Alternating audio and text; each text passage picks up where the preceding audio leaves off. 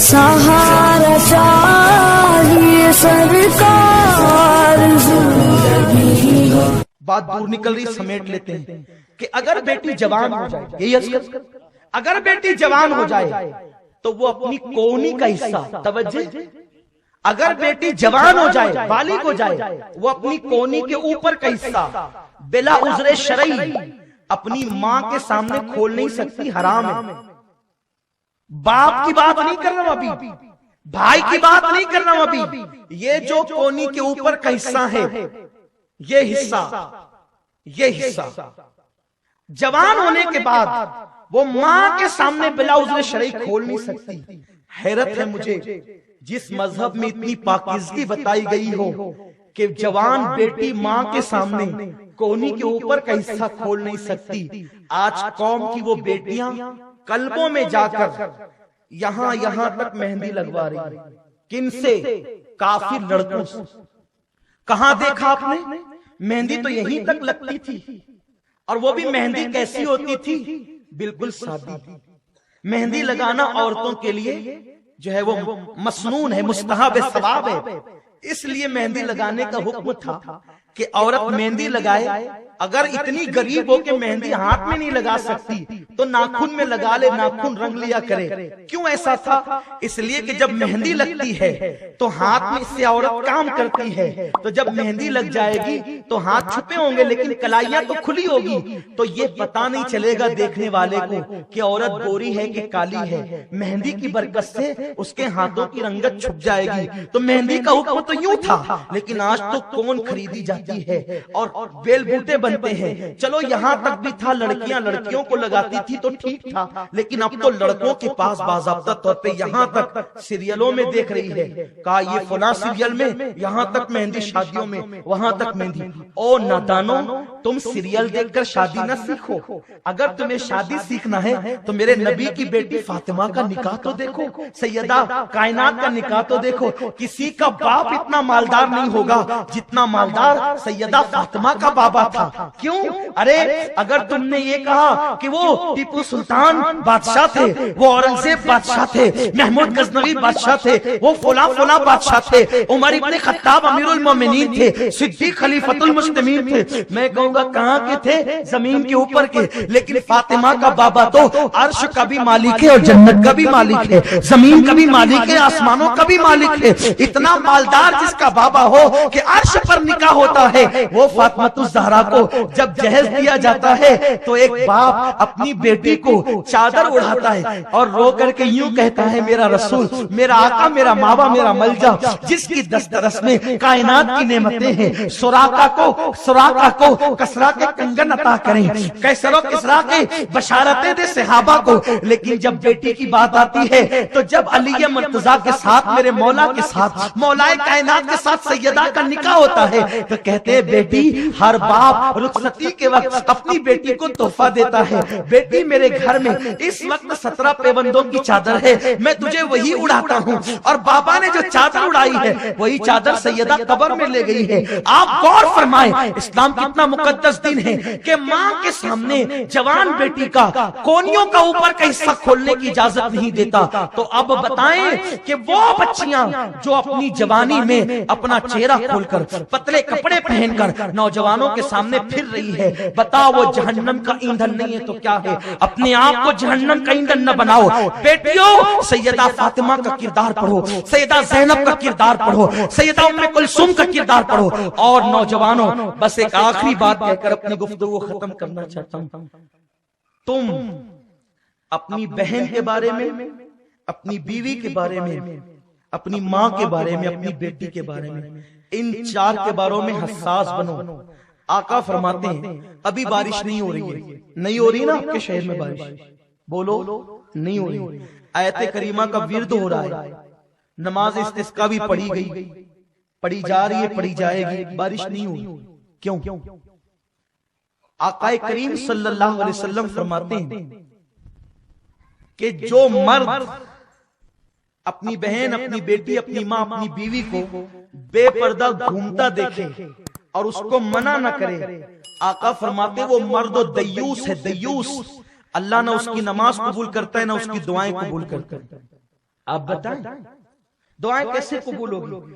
آیت کریمہ ایک ٹیبلٹ کی طرح ہے، دوا کی طرح ہے، لیکن اگر کسی کو سر درد ہوگا تو سر درد کا ٹیبلٹ کام کرے گا، اگر کسی کو کینسر ہو جائے تو سر درد کے ٹیبلٹ سے علاج نہیں ہو سکتا۔ تو آیت کریمہ تو اس وقت تھا کہ جب سب لوگ نیک اور پارسا ہوتے اور بارش بند ہو جاتی، آیت کریمہ کا ورد کرتے۔ نادان، آیت کریمہ تو بہت بڑی چیز ہے، بتاؤں بارش کیسے ہوتی ہے؟ ہائے ہائے سبحان اللہ، بستام ہے بستام، بات کو آگے بڑھا رہا ہوں لیکن اس کو شارٹ کروں گا۔ بستام کی سرزمین ہے، بستام کی۔ بارش بند ہو گئی، باران رحمت کا نزول بند ہو گیا، لوگ دعائیں کرتے اللہ بارش برسا برسا برسا، نہیں برسا۔ جب بارش نہیں ہوئی تو ایک دیوانہ جا رہا تھا، جب فرزانے تھک جاتے ہیں تو پھر دیوانے کام آتے ہیں۔ دیوانے کو دیوانہ نہ سمجھو، دیوانہ بہت سوچ کے دیوانہ بنا ہے۔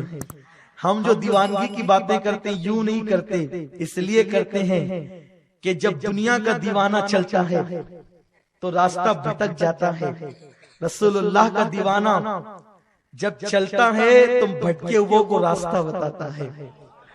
دنیا کا دیوانہ منزل ڈھونڈتا ہے، رسول اللہ کا دیوانہ جہاں بیٹھ جاتا ہے وہی منزل بن جاتی ہے۔ ابھی آپ سن رہے تھے صوفی ملت سے ایک گلاب بابا جو یہاں کی بستی کا فقیر تھا، کوئی اسے قابل عزت بھی نہیں سمجھتا تھا دنیا کے اندر، لیکن وہ دیوانہ رسول تھا، لوگوں نے نہ پہچانا، جنگل میں گیا تو وہ جنگل منگل بن گیا۔ کیوں ہوا؟ محفل کے سبھی لوگ ادھر دیکھ رہے ہیں، ہم دیکھنے والوں کی نظر دیکھ رہے ہیں۔ دیوانہ جا رہا ہے، لوگوں نے کہا او بابے، لوگ پریشان ہیں، تو بڑا مسکراتے جا رہا ہے۔ کہا کیوں، بات کیا ہے؟ کہا بارش نہیں ہوتی دعا تو کر۔ کہا جاؤ بارش ہوگی۔ کہا یہ خدائی دعوت تو نے کیسے کیا؟ لوگ بھی پاگل ہے، خدا کے بندوں کی دیوانوں کی باتوں کو خدائی دعوت سمجھتے ہیں۔ خدائی دعویٰ یہ نہیں ہے جاؤ بارش ہوگی، خدائی دعویٰ تو یہ ہے کہ خدا سے جدا ہو کر کوئی کہے کہ بارش ہوگی، وہ جدا ہو کر نہیں کہتے، وہ خدا کے بندے ہو کے کہتے ہیں کہ ہوگی، اور کہاں اور دعا تو کر، کہا ہوگی کہہ دیا نا، جاؤ ہوگی، کہ اطمینان کے لیے تو کر۔ آنکھوں کو آسمان کی طرف اٹھا، اے اللہ تیری جو امانت میری آنکھوں میں ہے نا، توجہ، تیری جو امانت میری آنکھوں میں ہے نا، اسی امانت کا واسطہ برسا دے۔ جملے مکمل نہ ہوئے تھے، ایسا برسا کہ جل تھل کیا، وہ تو چل دیا۔ ایک تحقیق کرنے والا دوسرا دیوانہ تھا، پیچھے پڑ گیا، اے بابے بتا تیری آنکھ میں کون سی امانت ہے؟ آنکھوں میں بھی امانتیں ہوتی ہے؟ اب تک تو سنا تھا کہ تجوریوں میں امانتیں ہوتی ہے، جیبوں میں امانتیں ہوتی ہے، گھر میں امانتیں ہوتی ہے، کیا آنکھوں میں بھی امانت ہوتی ہے؟ بتانا بتانا۔ جب خوب پیچھے لگا تو دیوانے نے کہا جا میری آنکھ میں اللہ کی امانت ہے۔ کہا کیا ہے بتا تو صحیح۔ کہا ایک مرتبہ میں نے بایزید بستامی اللہ کے ولی کو دیکھا تھا، بس وہی امانت میری آنکھوں میں ہے۔ بایزید جیسے ولی کو دیکھ کر پھر کسی گندگی کی طرف میں نے نظر نہیں اٹھائی، بس اسی امانت کے صدقے میں اللہ نے برسا دیا۔ ارے نادان، جو ولی کو دیکھتا ہے اس کے صدقے برستا ہے، اگر ولی دعا کر دے تو پھر کیسے برستا ہوگا؟ اسی لیے ہم کہتے ہیں آؤ فرزانے نہ بنو دیوانے بنو۔ تو عرض یہ کر رہا تھا میرے پیارے آقا صلی اللہ علیہ وسلم کے پیارے دیوانوں، تم بنو، اپنی زندگی کو بدلو، اپنے گھر والوں کے تعلق سے فکر کرو۔ آقا نے فرمایا کہ جو اپنی بہن، اپنی ماں، اپنی بیوی، اپنی بیٹی کو بے پردہ گھومتا دیکھے منع نہ کرے۔ آقا فرماتے وہ دیوس ہے، نہ اس کی نماز قبول ہوتی ہے نہ دعا قبول ہوتی ہے۔ اور یاد رکھو میرے آقا علیہ السلام فرماتے ہیں آخری بات امانت کے طور پہ دیے جاتا ہوں، دل میں رکھ لینا۔ آقا فرماتے اگر تو اپنے گھر کی عورتوں کی عزت کی حفاظت چاہتا ہے، اگر تو اپنے گھر کی عورتوں کی عزت کی حفاظت چاہتا ہے تو دوسروں کے گھر کی عورتوں کی عزت کی حفاظت کرنا سیکھ جا۔ اللہ تیرے گھر کی عورتوں کی حفاظت فرمائے گا، اور اگر تو نے دوسروں پہ تاک جھانک کیا تو اللہ پاک تیرے گھر کی عورتوں کو بھی بے نقاب کرے گا۔ اس سلسلے میں مفسرین ایک حکایت لکھتے ہیں، ایک سنار تھا، سنار کی بیوی بڑی خوبصورت تھی، سنار نے اپنے گھر ایک نوکر رکھا تھا، نوکر برسوں سے کام کرتا تھا لیکن نظریں جھکا کر سامان دیتا چلا جاتا، کبھی مالکہ کو دیکھا نہیں۔ ایک دن صبح جب سنار، وہ مسلمان تھا کیونکہ سنار بھی مسلمان ہوتے ہیں، ابھی تمہاری چیزیں بدل گئی ہے، طبیعت بدل گئی ہے، اب ہر قیمتی گلے پر دوسرے بیٹھے ہیں اور تم جو ہے وہ بس سول اپاڑ میں لگے، تھوڑا سا پیسہ آتا ہے، عیاشی، موبائل کھیلنا، گیم کھیلنا۔ جتنی دیر تو گیم کھیلتا ہے میرے بھائی، اتنی دیر اگر تو تجارت میں محنت کرے تو تو مالدار بنے۔ جتنی دیر تو سنیما میں بیٹھتا ہے، اگر اتنی دیر تو دماغ لگا کاروبار کے لیے تو تو مالدار بنے۔ اور یہ نہیں سمجھنا کہ اسلام غریبوں کا مذہب ہے۔ آقا کریم فرماتے ہیں کہ غریبی کبھی کبھی آدمی کو کافر بنا دیتی، اس لیے کاروبار میں محنت کرو، مالدار بنو، ایمان کی حفاظت کرو۔ آپ کہیں گے پھر بلال کیا تھے؟ بلال جیسا مالدار کون تھا یار؟ بلال جیسا مالدار کون تھا؟ حضور معراج پہ گئے نا، ایک جنتی حور نے گھونگھٹ اٹھا کے کہا حضور میں کس کے لیے ہوں؟ اس لیے کہ میرا حسن دیکھیں، میں کس کے لیے ہوں؟ اتنی حوریں میری کنیز ہیں۔ آقا نے کہا تو میرے بلال کے لیے، بلال کے لیے کہا یہ تو میں کہتا ہوں، اب جا کر کے بلال کو کہوں گا پتہ نہیں بلال تجھے قبول بھی کرتا ہے کہ نہیں کرتا ہے۔ یہ بلال کی شان ہے، بلال کا، میرے آقا بلال کا مقام و مرتبہ، عاشق جو ہو گیا۔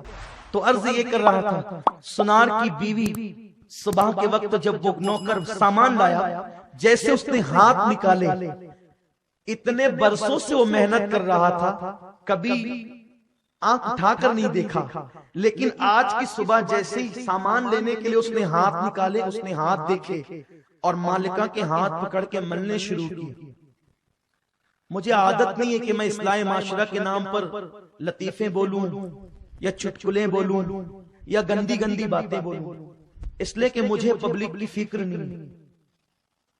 میری سوچ قطعاً یہ نہیں ہے کہ میں گندی باتیں کروں گا تو نوجوان آئیں گے، اس لیے کہ میرے مذہب میں اتنی پاکیزگی ہے اور میرے مسلک میں اتنی کشش ہے، ایسا کشش والا میرا مسلک ہے کہ ایک معین الدین آتے ہیں اور 90 لاکھ کافر مسلمان ہو کر پروانوں کی طرح ان کے ارد گرد منڈلاتے ہیں، اور آج بھی بغیر پوسٹر کے ہزاروں لوگ سفر کرتے ہیں۔ اجمیر مقدس کی ٹرینوں میں پوچھو کہاں جا رہے ہو تو لوگ کہیں گے اجمیر شریف جا رہے ہیں۔ کیوں جا رہے ہو وہاں؟ کوئی بلانے تو نہیں آتا، پوسٹر لگانے نہیں آتا، اور کہا کہ وہ ایمان اور عشق رسول کی کشش ہے، جہاں ہم ہوتے ہیں وہیں لوگ ہوتے ہیں۔ ہمیں لوگوں کو بلانے کے لیے گندی باتیں نہیں کرنی ہوتی ہے، لیکن ہمیں قوم کو سمجھانے کے لیے بہت حیا کے پردے میں باتیں کرنی ہوتی ہے، تاکہ سننے والے تقدس لے کر کے جائیں، بگڑ کر نہ جائیں، سننے والے پاکیزگی لے کر کے جائیں، بے حیا بن کر نہ جائیں۔ تو عرض یہ کر رہا تھا، اس نے اس کے ہاتھ ملنے شروع کیے۔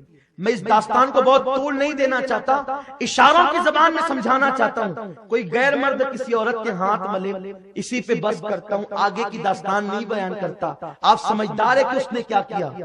اس نے چیخنا شروع کیا، پاک دامن تھی وہ بھاگا، یہ گھر میں رک گئی۔ سنار کی نیک بیوی، سنار دوپہر کے وقت کھانے کو آیا، بیوی سنار پر غصے میں تھی، سنار پر غصے میں تھی۔ سنار نے کہا کیا ہو گیا؟ محبتیں کڑواہٹ میں بدل گئی۔ کہا ضرور تو نے آج کوئی گناہ کیا ہے، ضرور تو نے آج بدبختی کی ہے، سچ سچ بتا، میری محبت کی قسم سچ بتانا تو نے کیا کیا ہے؟ اس نے کہا وہ گھر میں بیٹھنے والی تجھے پتا کیسے چلا؟ کہا پہلے یہ بتا تو نے کیا کیا ہے؟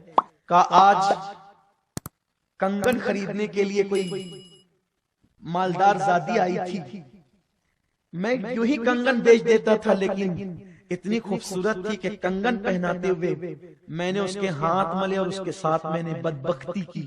وہ اٹھ کر بھاگ گئی۔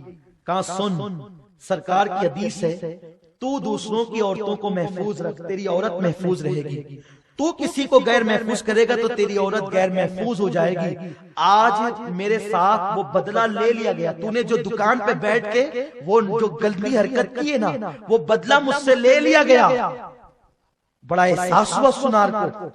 دوسری صبح وہ آیا نوکر کا مالکہ معاف کرنا. شیطان نے بہکایا تھا غلطی ہو گئی, میری ماں میری بہن آج کے بعد ایسا نہیں کروں. دوپہر کو سنار کھانے کے لیے آیا, کہا کہ میرے سرتاج آج تو نے ضرور کوئی نیکی کی ہے. کہ نیکی کیا کی ہے؟ کل جس کے ساتھ بدبختی کی تھی اسی سے آج معافی مانگ لی ہے. کہ مبارک ہو, تم نے وہاں معافی مانگی, یہاں آ کر اس نے مجھ سے معافی مانگی. بس اب میں تمہاری غیرت پہ چھوڑتا ہوں, مجھے زیادہ کچھ نہیں کہنا. اگر تمہیں یہ پسند ہے کہ کوئی تمہاری بہن کے ساتھ بدکاری کرے تو تم جو چاہو کرو. اگر تمہیں یہ پسند ہے کہ تمہاری ماں اور تمہاری بیٹی کے ساتھ کوئی بدکاری کرے تم جو چاہے کرو. اور اگر تمہیں پسند نہیں ہے تو پھر تم اپنی آنکھوں پہ حیا کا پیرا بٹھا لو. تم ہر آنے والی عورت کو یا تو ماں سمجھو, یا تو بہن سمجھو, یا تو بیٹی سمجھو. تم باہر اتنے مقدس بن جاؤ گے, اللہ تمہارے گھر میں تمہاری عورتوں کی حفاظت فرمائے گا. اور اگر تم نے ایسا نہیں کیا اور تم آوارگی پہ قائم رہے, میں بددعا دینے والا آدمی نہیں ہوں, لیکن حضور کی حدیث سنا کر کے جاتا ہوں. آقا نے جو کہہ دیا ہے, جس رسول کے کہنے پہ ہم نے اللہ کو ایک مانا ہے, اسی رسول نے کہا اگر تم نے کسی پر نظر اٹھائی تو تمہارے گھر کی عورتیں بھی محفوظ نہ رہے گی. اب تم پر چھوڑ رہا ہوں کہ تم کتنے غیرت مند بھائی ہو. اپنی بہن کی تم جتنی حفاظت کرنا چاہتے ہو اتنی باہر تم اپنی نگاہوں کی حفاظت کرو. تمہاری بہنیں, تمہاری بیٹیاں, تمہاری مائیں, تمہاری بیویاں محفوظ رہے گی. اللہ مجھے آپ سب کو نگاہوں کا تقدس عطا فرمائے.